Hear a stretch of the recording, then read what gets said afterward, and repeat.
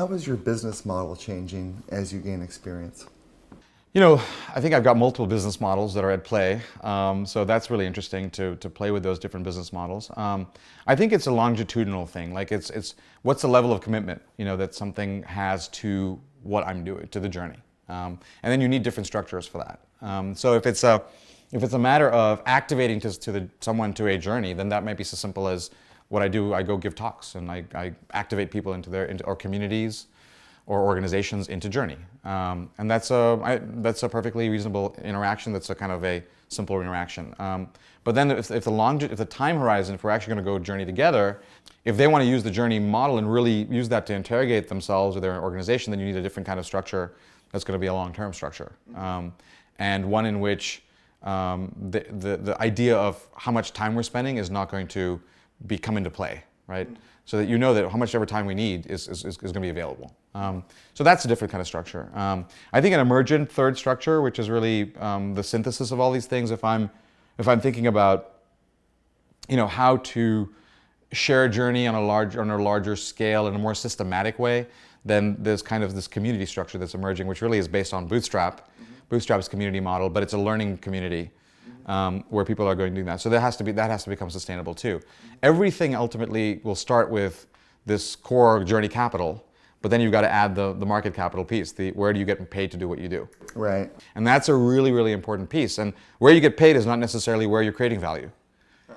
Right? So Google creates a crazy amount of value by scouring the world's information and making it available to all of us. It's incredibly, incredibly valuable.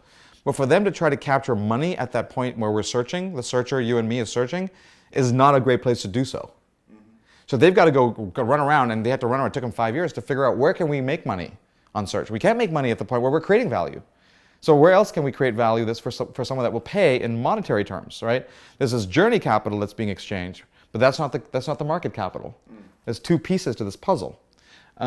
So you've got to know that it's a different kind of thing. There's something that the market represents, the exchange of money, that's different from the exchange of journey capital. So it's a really interesting, delicate process where you have to know as the entrepreneur that you are creating a lot of value. You're not going to be able to capture the value necessarily across the entire spectrum of where you're creating value. You're going to be able to capture value in this place. Okay, great. That's your business model.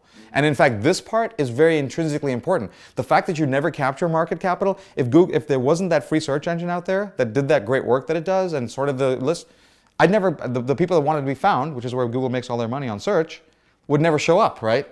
So it's the synergy between these two kinds of capital. Both have to be nurtured and integrated into what ultimately becomes one's business model. And how has that happened for you? So for me, it's, I give a ton of things away. I try to share everything that I know at every moment.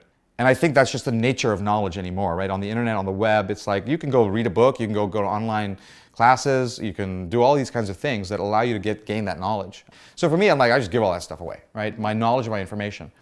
When it has to do with my personal time, and an ongoing thing that is going to be where that organization, then we're going to use the market mechanism in there, right? So it's going to be, okay, great. You want me to take your organization on a journey in dialogue or investigation? Absolutely, happy to do it. Let's figure out what that's going to cost you. How many sessions are we talking about? What's the scope, and so on and so forth? Okay, that's going to be X dollars, right? So I'm building for the outcome that we're generating or the work that we're doing. And yeah, there's a sense of time incorporated into it, but really, sometimes my hourly rate is really high, right. And sometimes it's really low. Right. And that's okay. I'll give the same talk that's free over here and worth thousands of dollars over here. Same talk, but here it makes sense to give it for free, and here they need to pay for it.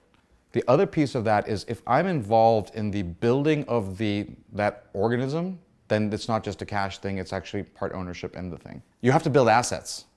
And so to me, when I'm help someone building their asset, then that's a much longer term play that we say, great, I'm going to own part of your asset, or you're going to be able to share that asset with me, because that's really what we're creating. That's the real wealth in terms of monetary wealth beyond the payment of cash that we're doing here.